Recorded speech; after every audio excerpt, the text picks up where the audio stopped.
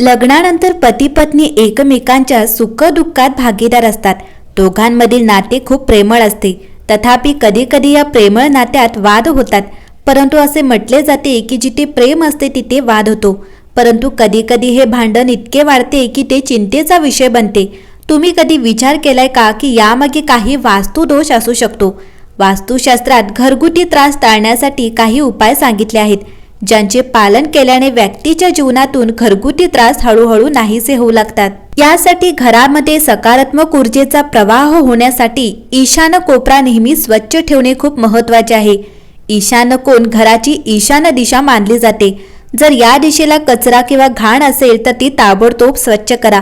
घरात गोंधळामुळे नकारात्मक ऊर्जा पसरते, म्हणून हे ठिकाण नेहमी स्वच्छ ठेवा. एवढेच नाही तर तुम्ही येथे देवी देवतांच्या मूर्ती देखील स्थापित करू शकता. घराचा मुख्य दरवाजा नेहमी स्वच्छ ठेवा. असे म्हटले जाते की घराच्या मुख्य दरवाजातून सर्व ऊर्जा वाहते, म्हणून मुख्य दरवाजा नेहमी स्वच्छ ठेवावा. तुम्ही सुंदर तोरण लावूनही ते सजवू शकता. घराचा मुख्य दरवाजा स्वच्छ ठेवल्याने घरात सुख शांती नांदते.